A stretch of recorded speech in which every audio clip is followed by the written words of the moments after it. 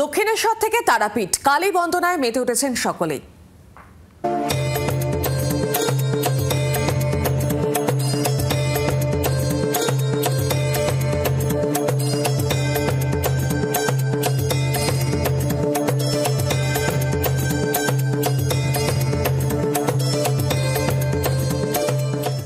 আর এখন যেদিকে নজর রাখবো, কালীঘাট থেকে কঙ্কালীতলা শক্তির আরাধনায় গোটা বাংলা।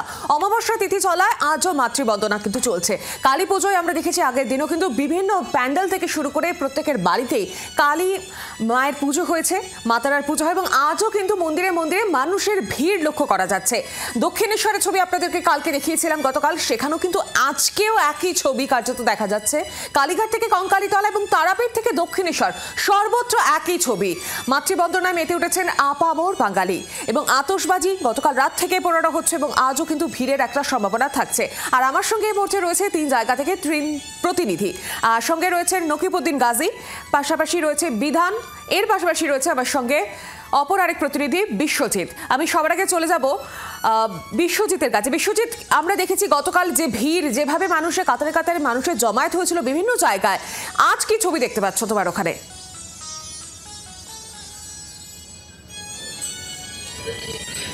হ্যাঁ দেখো সৌমিশ, তোমার মাধ্যমে আমাদের জি24 ঘন্টার সমস্ত দর্শককে দীপাবলির প্রীতি এবং শুভেচ্ছা জানাই। আমি ঠিক যেখানে রয়েছি এটা হচ্ছে নদিয়ার চাকদাহের পাবনা কলোনির যুবকবৃন্দের পরিচালনায় এই পুজো মণ্ডপ। দেখো এই পুজো মণ্ডপ মারাত্মক বর্ষে পদার্পণ করলো। দেখো আমরা যে প্রাকৃতিক দুর্যোগ যে দুর্গাপুজোর সময় যেভাবে দেখেছিলাম, সেখানে কিছুটা কাটিয়ে দেখো হেমন্তের যে বাতাস, মৃদুমন্দ বাতাস, সেটা কিন্তু এখন আমরা অনুভব করতে পারছি। আমি যেখানে দাঁড়িয়ে আছি এটা চাকদা, এই যে পুজো মণ্ডপটা আমার ক্যামেরা বন্ধুকে ঘুরিয়ে দেখাতে বলবো যে দেখো এক টুকরো একেবারে যে পুরীর যে জগন্নাথ মন্দির, সেই মন্দিরের আদলে একেবারে তৈরি করা হয়েছে এই পূজা মণ্ডপ। দেখো অসামান্য শিল্পকর্ম একেবারে সেখানে ফুটিয়ে তোলা হয়েছে। পাশাপাশি দেখো এই অঞ্চলে এত বড় পুজো আর কোথাও কিন্তু হয় না। দেখো আমার সঙ্গে আমরা যেটা পেয়েছি একজন ক্লাব কর্তা, তার কাছে আমরা পেয়েছি, তার কাছ থেকে আমরা জেনে নিই যে আপনারা কিভাবে এত বড় পুজো আপনারা পরিচালনা করে থাকেন। আমরা প্রত্যেক বছরই পুজো শেষ হয়ে গেলেই আমরা আগামী বছরের পুজোর মিটিং করি এবং সবাই একত্র হয়ে আমরা এই পুজোর আলোচনা করে আমরা পুজো সম্পন্ন করে থাকি। দেখো তুমি যেটা শুনতে পারলে যে এই বছর পুজো হয়ে যাওয়ার পরে একেবারে আগামী বছরের পুজোর যে পরিকল্পনা সেটা তারা করে ফেলেন। দেখো একেবারে দেখো এখানে পুরীকে যাওয়ার আর দরকার নেই, যেখানে একেবারে ট্রেন্ডিং মুখ্যমন্ত্রী মমতা বন্দ্যোপাধ্যায়ের যে দীঘার যে জগন্নাথ মন্দির, সেটাই অনুকরণে বিভিন্ন জায়গায় করলেও এখানে পুরী এক টুকরো পুরীর যে জগন্নাথ মন্দির সেটাকে তুলে ধরা হয়েছে।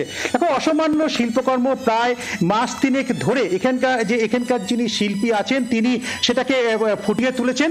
একেবারে সন্ধ্যা হতেই একেবারে দর্শনার্থীদের ভিড় এখানে উপচে পড়ছে। সৌমিক, একদমই বিশ্বজিৎ, তুমি সঙ্গে থাকো। চাকদার ছবি আমাদের প্রতিনিধি বিশ্বজিৎ আপনাদেরকে দেখাচ্ছে। এবার একটু চুচুড়ার দিকে নজর রাখবো। চুচুড়া থেকে রয়েছেন আমাদের অপর আরেক প্রতিনিধি বিধান। বিধান, চুচুড়ায় কি ছবি দেখতে পাচ্ছ? আজও যেহেতু অমাবস্যা তিথি রয়েছে, তাই মাতৃবন্দনা কিন্তু চলছে।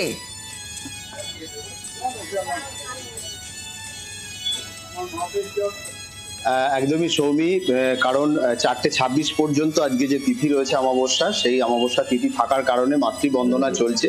গতকাল সারা রাত ধরে বিভিন্ন মন্দিরে পুজো হয়েছে। আমি যেখানে দাঁড়িয়ে রয়েছে এটা হচ্ছে চুচুড়ার অত্যন্ত প্রাচীন একটি কালী মন্দির, দয়াময়ী কালীবাড়ি। এবং তুমি দেখতে পাচ্ছ যে এই দয়াময়ী যে কালী মন্দির, যে কালীর যে মূর্তি, সেটা কিন্তু প্রায় 200 বছরের প্রাচীন একটি কোষ্ঠী পাথরের মূর্তি। এবং এই যে মন্দির, এই কালী মন্দির কিন্তু প্রতিষ্ঠা করেছিলেন সম্রাট আকবরের যিনি রাজস্ব সচিব ছিলেন, রাজা টোডর মল্ল। এবং এই প্রাচীন যে মন্দির, এই মন্দিরে কিন্তু প্রতিদিন যেরকম পুজো হয়, নিত্য পুজো হয়, পাশাপাশি কিন্তু এই দীপান্বিতা অমাবস্যায় বিশেষ পুজো, সেই পুজো হয়। গতকাল সারা রাত ধরে হয়েছে, সকাল থেকে দেখতে পাচ্ছি অনেক ভক্ত আসছেন পুজো দিতে। দিদি একটু কথা বলি, সকালে এসছেন, আজকে কিরকম পুজো দিচ্ছে? হ্যাঁ, ভালোই পুজো দিচ্ছি, এখানেই আসি অনেকদিন, যবে থেকে বিয়ে হয়েছে এখানে তবে থেকে মায়ের কাছে পুজো দিতে আসি। কাল রাতে আসতে পারিনি, তাই সকালে এসেছি। কালকে আসেন? না, কাল রাতে আসতে পারিনি, তাই সকালবেলা দিতে আসি। তুমি দেখো যে এই যে কালী মূর্তি, এটা কিন্তু যেটা বলছিলাম যে প্রায় 200 বছরের প্রাচীন কোষ্ঠী পাথরের মূর্তি, এবং এই প্রাচীন মূর্তি এখানে পূজিত হয় সারা বছর। নিত্য পুজো, হোম, যাগযজ্ঞ যেমন হয়, পাশাপাশি এই যে দীপান্বিত অমাবস্যা যেটা বলছিলাম, পাশাপাশি এবং সরস্বতী পুজোর 2 দিন পরে যে তিথি পড়ে সেই তিথিতেও কিন্তু বিশেষ পুজো অনুষ্ঠান হয় এই মন্দিরে। এবং আজকে সকাল 11:30টার পর এখানে ভোগ বিতরণ হবে, যেটা মন্দির কর্তৃপক্ষ জানাচ্ছে। এবং এই যে পুজো দেওয়ার যে রীতি সেটা কিন্তু চলছে, সকাল থেকে ভক্তরা এখানে আসছেন। এবং এই মন্দির, কালী মন্দিরের পাশেই রয়েছে, তোমাকে দেখাতে চাইবো যে 4টি শিব মন্দির, অর্থাৎ 4 রকমের শিবলিঙ্গ এই মন্দিরে রয়েছে। এবং যেহেতু একটু প্রাচীন এই মন্দির, সেই মন্দিরের যে প্রথা এবং যে নিয়ম রয়েছে সেই নিয়ম মেনেই পুজো হয়। মন্দিরের যিনি সেবায়িত রয়েছে, একটু কথা বলবো দাদা, কিভাবে আজকে পুজো হচ্ছে? আজকে তো অমাবস্যা রয়েছে, আজকে অমাবস্যা রয়েছে, এখন অমাবস্যা পুজো হচ্ছে মন্দিরে। সকাল থেকে তো ভক্তরাও আসছে। হ্যাঁ, সকাল থেকে ভক্তরাও আসছে। আবার কালকে মায়ের যে ভোগ হয়েছিল সেই ভোগের প্রসাদ বিতরণ হচ্ছে। আর এখন 11টা নাগাদ আবার মায়ের ভোগ হবে, তারপরে সেটা বিতরণ হবে। সকালে দেখছিলাম যে মায়ের অঙ্গরাগ হচ্ছিল, মানে চন্দন পরানো। হ্যাঁ, চন্দন পরানো মানে কালকে মায়ের 2বার স্নান হলো। সকালে একবার স্নান হলো, তখন বস্ত্র চেঞ্জ হলো, তারপরে চন্দন পরানো হলো। আর বিকেলে ওনার স্পেশাল হয়েছে, সেটা মানে তখন পুরো স্নান হয়েছে, ওনার চুল চেঞ্জ হওয়া হলো। এটা বছরে একবারই হয়। তারপরে ঘটের চেঞ্জ হলো, আর হোম হলো। হোম যজ্ঞ হওয়ার পর মায়ের ভোগ হলো। আর শুধু এই একটি অমাবস্যা আছে, যখন আমরা হোম যজ্ঞ হওয়ার পর আরতি করি মায়ের। আজকে সারাদিন কি হবে? আজকে এখন মায়ের আরতি চালু হবে, একটু পরেই আপনার 12টা নাগাদ আরতি হবে। তারপরে মায়ের ভোগ হবে, ভোগ দেওয়ার পর তারপরে মায়ের অন্নভোগ হবে, অন্নভোগ বিতরণ হবে। তারপরে আবার মায়ের শয়ন হয়ে যাবে, আবার 4টের পর মন্দিরটা খুলবে।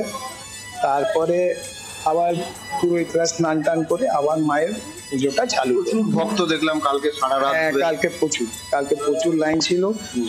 মানে 4 জন পুরোহিত কিন্তু অসুবিধে হচ্ছিল সামলাতে, তবুও সবাই হেল্প করলো। আর আমাদের পাড়াতেও সবাই এত মানুষ কেন আসে এই মন্দির? মায়ের আস্থা আছে প্রচুর, আবার অনেক প্রাচীন মন্দির আছে। তারপরে মা এখানে একটা বাচ্চা মেয়ের একদমই বিধান, সেই ছবি দেখতে পাচ্ছি। এখনো অনেক আচার অনুষ্ঠান আছে বাকি, সেদিকে আমরা নজর রাখবো। একটু এবার ডায়মন্ড হারবারের দিকে নজর রাখি, সেখান থেকে রয়েছেন আমাদের অপর আরেক প্রতিনিধি নকিবউদ্দিন গাজী। নকিব, কি ছবি সেখানে?